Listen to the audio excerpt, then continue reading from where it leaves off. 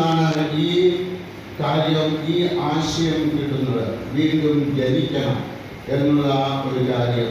യോഹന്നാന്റെ സുവിശേഷം 3-ാമത്തെ അധ്യായം 1 മുതൽ 8 വരെയുള്ള തിരുവചനങ്ങൾ. ഈ തിരുവചനങ്ങൾ നമ്മൾ വായിക്കുന്നു. ഫരിസേയരിൽ നിക്കോദേമോസ് എന്നു പേരായ ഒരു യഹൂദ പ്രമാണി ഉണ്ടായിരുന്നു. അവൻ രാത്രി യേശുവിന്റെ അടുത്ത് വന്ന് പറഞ്ഞു, റബി, അങ്ങ് ദൈവത്തിൽ നിന്ന് വന്ന ഒരു ഗുരുവാണെന്ന് ഞങ്ങൾ അറിയുന്നു. ദൈവം കൂടെയില്ലെങ്കിൽ ഒരുവനും നീ ചെയ്യുന്ന ഈ അടയാളങ്ങൾ പ്രവർത്തിക്കാൻ കഴിയുകയില്ല. യേശു പറഞ്ഞു, സത്യം സത്യമായി ഞാൻ നിന്നോട് പറയുന്നു, വീണ്ടും ജനിക്കുന്നില്ലെങ്കിൽ ഒരുവന് ദൈവരാജ്യം കാണാൻ കഴിയുകയില്ല. നിക്കോദേമസ് ചോദിച്ചു, പ്രായമായ മനുഷ്യന് ഇത് എങ്ങനെ സാധിക്കും?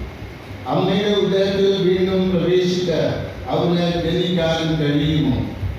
യേശു പ്രതികരിച്ചു, സത്യം സത്യമായി ഞാൻ നിന്നോട് പറയുന്നു, ജലത്താലും ആത്മാവിനാലും ജനിക്കുന്നില്ലെങ്കിൽ ഒരുവനും ദൈവരാജ്യത്തിൽ പ്രവേശിക്കുകയില്ല. മാംസത്തിൽ നിന്ന് ജനിക്കുന്നത് മാംസമാണ്, ആത്മാവിൽ നിന്ന് ജനിക്കുന്നത് ആത്മാവും. നിങ്ങൾ വീണ്ടും ജനിക്കണം എന്ന് ഞാൻ പറഞ്ഞതുകൊണ്ട് നീ വിസ്മയിക്കേണ്ട. കാറ്റ് അതിനിഷ്ടമുള്ളിടത്തേക്ക് വീശുന്നു, അതിൻ്റെ ശബ്ദം നീ കേൾക്കുന്നു, എന്നാൽ അത് എവിടെ നിന്ന് വരുന്നെന്നോ എവിടേക്ക് പോകുന്നെന്നോ നീ അറിയുന്നില്ല. ഇതുപോലെയാണ് ആത്മാവിൽ നിന്ന് ജനിക്കുന്ന ഏവരും. കർത്താവിന്റെ സുവിശേഷം. നമ്മളെല്ലാവരും ഇരിക്കാം. പ്രിയ സഹോദരങ്ങളെ, ദൈവജ്ഞാനം അറിവിന്റെ ആരംഭമാണ്. മറ്റെല്ലാം ദൈവദൃഷ്ടിയിൽ മൗഢ്യമാണ്. ഇന്നത്തെ സുവിശേഷത്തിലൂടെ നമുക്ക് ലഭിക്കുന്ന ഒരു സത്യമാണ് ഇത്. ഈശോയും നിക്കോദേമോസും തമ്മിൽ നടന്ന ഒരു സംഭാഷണം. അതാണ് നമ്മൾ ഇന്നത്തെ സുവിശേഷത്തിൽ പ്രതിപാദിച്ചു കേട്ടത്. ദൈവം തന്നെയാണല്ലോ നിത്യജീവൻ മനുഷ്യന് നൽകിയത്. എന്നാൽ ആ നിത്യജീവൻ അവന് നഷ്ടപ്പെട്ടു. ദൈവം നിത്യജീവൻ ആകുന്നു. നമ്മൾ ഉൽപ്പത്തിയുടെ പുസ്തകത്തിലേക്ക് കടന്നുവരുമ്പോൾ നമ്മൾ കാണുന്നത് എന്താണ്? ദൈവമായ കർത്താവ് 6 ദിവസങ്ങളുടെ മനുഷ്യനെ സൃഷ്ടിക്കുന്നു. 6-ാമത്തെ ദിവസം മനുഷ്യനെ സ്വന്തം ഛായയിലും സാദൃശ്യത്തിലും സൃഷ്ടിക്കുന്നു. ഈ സ്വന്തം ഛായ സാദൃശ്യം എന്ന് പറഞ്ഞാൽ എന്ത്? നിത്യജീവൻ. ദൈവം ജീവിക്കുന്ന ഒരു വ്യക്തിയാണ്. ദൈവം ഈ പ്രപഞ്ചത്തിലുടനീളം നിറഞ്ഞു നിൽക്കുന്ന വ്യക്തിയാണ്.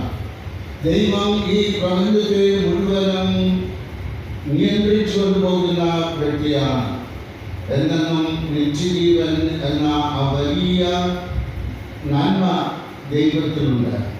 ദൈവം മനുഷ്യനെ സൃഷ്ടിച്ചപ്പോൾ സ്വന്തം ഛായയിലും സാദൃശ്യം ജീവൻ നൽകിക്കൊണ്ട് എന്നേക്കും ജീവിക്കുവാനുള്ള കഴിവ് നൽകിക്കൊണ്ട് മനുഷ്യനെ സൃഷ്ടിച്ചു. എന്നാൽ നമുക്കറിയാം, ഉൽപ്പത്തിയുടെ പുസ്തകം 2-ാമത്തെ അധ്യായത്തിൽ മനുഷ്യൻ പാപത്തിലേക്ക് വീഴുന്നു.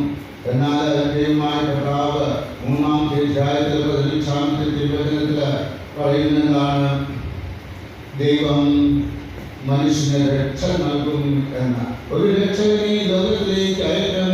ആ രക്ഷകൻ കടന്നു ജീവൻ നഷ്ടപ്പെട്ടു പോയ ആ ജീവൻ രക്ഷ ലഭിക്കുന്നതായിരിക്കും എന്ന് നമ്മൾ ഉൽപ്പത്തിയുടെ പുസ്തകം 3-ാമത്തെ അധ്യായത്തിൽ 15-ാമത്തെ തിരുവചനത്തിൽ വായിക്കുകയാണ്. അങ്ങനെ നമ്മുടെ ദൈവത്തിലെ വാഗ്ദാനം കടന്നു വരുന്നു. നമുക്ക് ഓരോരുത്തർക്കും ജീവൻ ലഭിക്കുമെന്ന്. അത് നിത്യതയുള്ള ജീവിതം ആയിരിക്കും. ദൈവമായിട്ടുള്ള ബന്ധത്തിൽ നിലനിന്നുള്ള ഒരു